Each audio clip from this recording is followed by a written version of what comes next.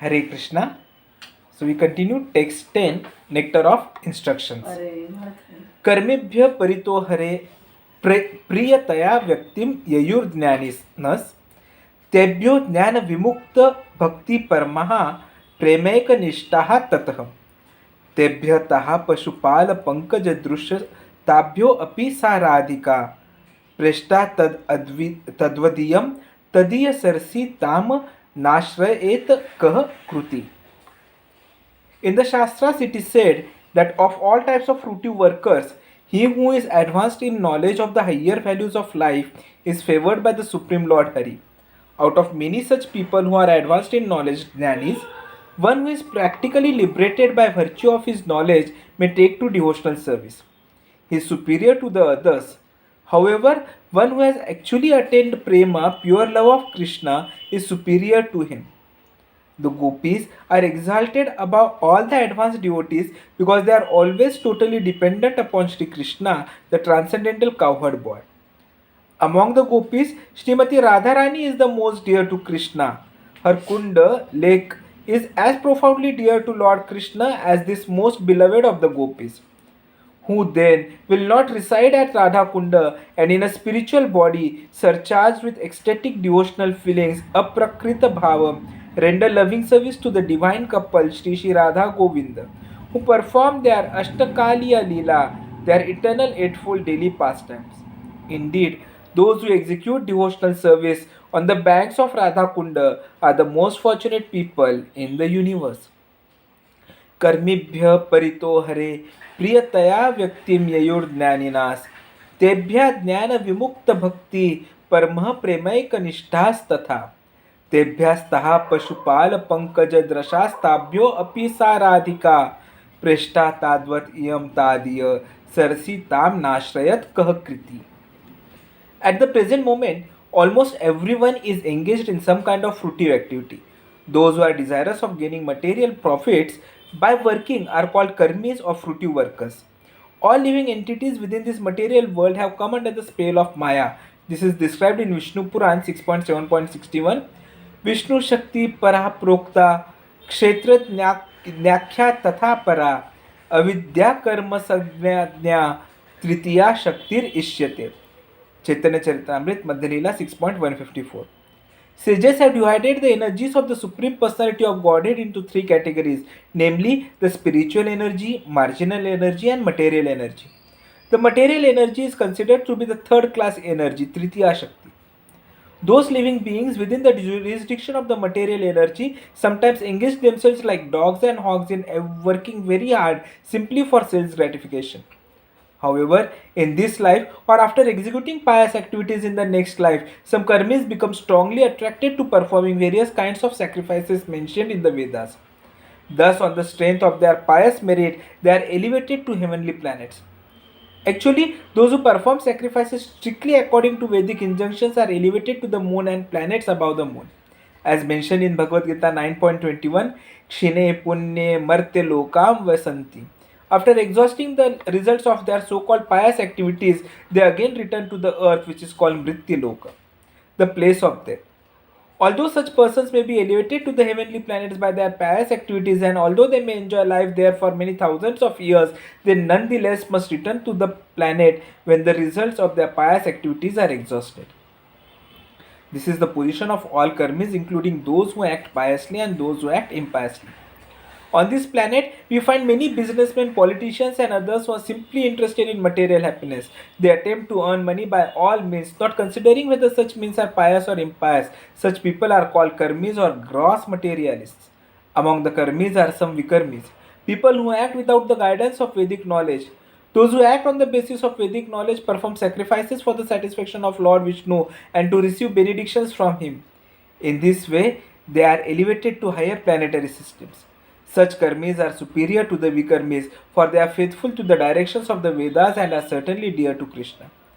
In Bhagavad Gita 4.11, Krishna says, Ye yatha mam prapadyante tams tathaiva bhajami aham.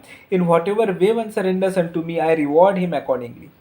Krishna is so kind that he fulfills the desires of the karmis and jnanis, not to speak of the bhaktas. Although the Karmis are sometimes elevated to higher planetary systems, as long as they remain attached to fruitive activities, they must accept new material bodies after death. If one acts piously, he can attain a new body among the demigods in the higher planetary systems, or he may attain some other positions in which he can enjoy a higher standard of material happiness. On the other hand, those who are engaged in impious activities are degraded and take birth as animals, trees, and plants. Thus, those fruitive actors who do not care for the Vedic directions, Vikarmis, are not appreciated by learned, saintly persons. As stated in Srimad Bhagavatam 5.5.4, Nunam pramattha kurute vikarma yad indriya pritaya apranoti न साधु मन्ये यत आत्मानो अयम असन अपि क्लेशदा आशा देहः. Materialists who work hard like dogs and hawks simply for sense gratification are generally mad. They simply perform all kinds of abominable activities simply for sense gratification. Materialistic activities are not at all worthy of an intelligent man, for as a result of such activities, one gets a material body which is full of misery. The purpose of human life is to get out of the threefold miserable conditions which are concomitant with material existence. Unfortunately, fruitive workers are mad to earn money and acquire temporary material comforts by all means. Therefore, they risk being degraded to lower species of life. Materialists foolishly make many plans to become happy in this material world. They do not stop to consider that they will live only for a certain number of years, out of which they must spend the major portion acquiring money for sense gratification. Ultimately, such activities end in death. Materialists do not consider that after giving up the body, they may become embodied as lower animals, plants, or trees. Thus, all their activities simply defeat the purpose of life. Not only are they born ignorant, but they act on the platform of ignorance, thinking that they are getting material benefits in the shape of skyscraper buildings, big cars, honorable positions, and so on. The materialists do not know that in the next life they will be degraded and that all their activities simply serve as parabhava, their defeat. This is the verdict of Srimad Bhagavatam 5.5.5. Parabhavas tavad abodha jatah. One should therefore be eager to understand the science of the soul, Atma Tattva. Unless one comes to the platform of Atma Tattva, by which one understands that the soul and not the body is oneself, one remains on the platform of ignorance.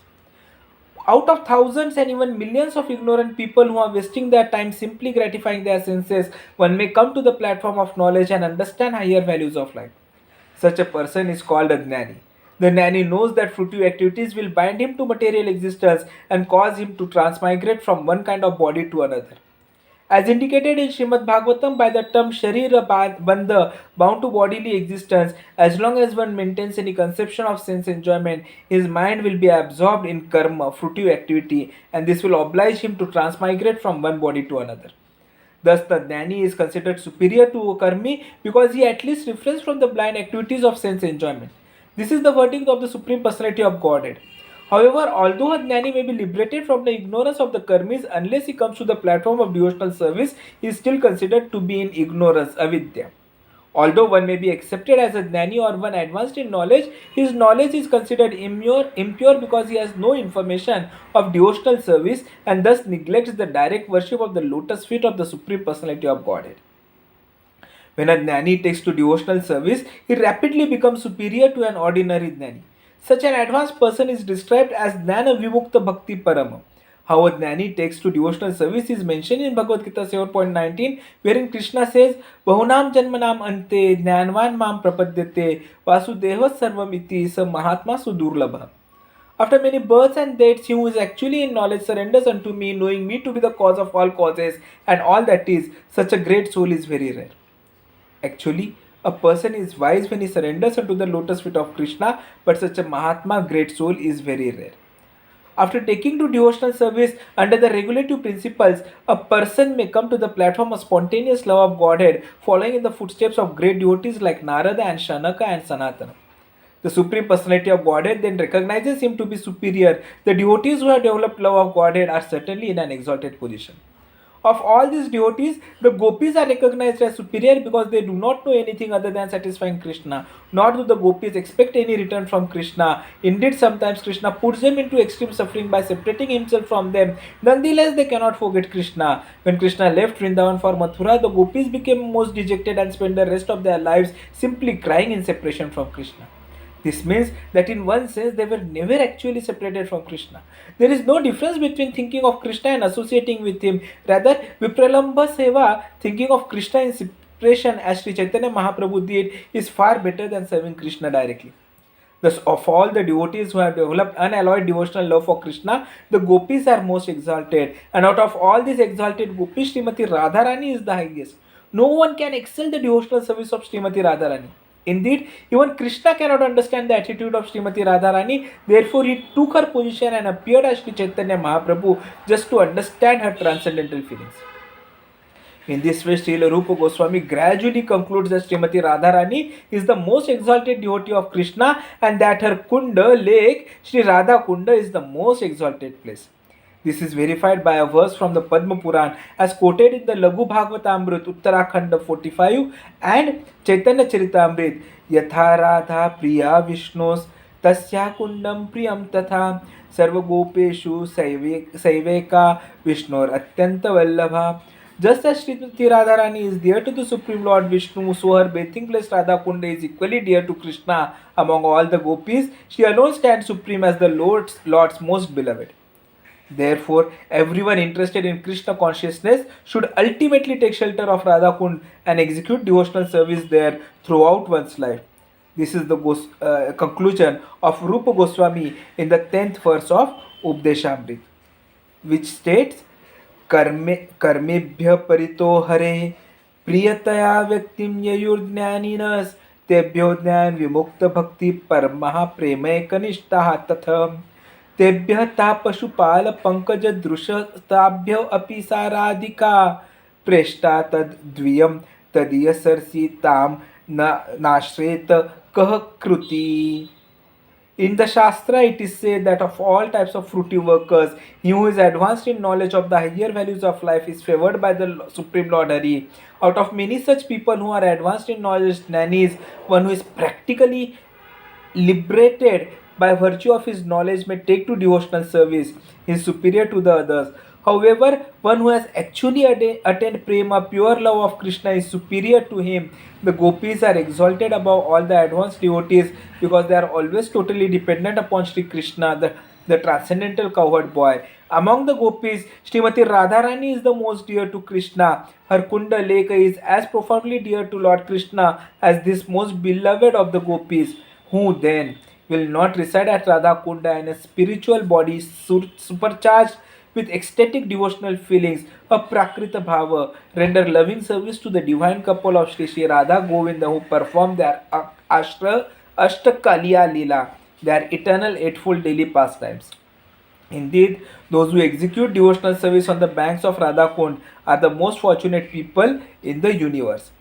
Karmibhya parito hare priya taya vyaktim yayurjnaninas तेभ्यो ज्ञान विमुक्त भक्ति परमः प्रेमैकनिष्ठः ततः तेभ्यः ता पशुपाल पंकज दृशः ताभ्यो अपि सा राधिका प्रेष्टा तद्वदीयं तदीयसर्षितां नाश्रेत कः कृति. Hare Krishna. Will continue further tomorrow. Hari Bol.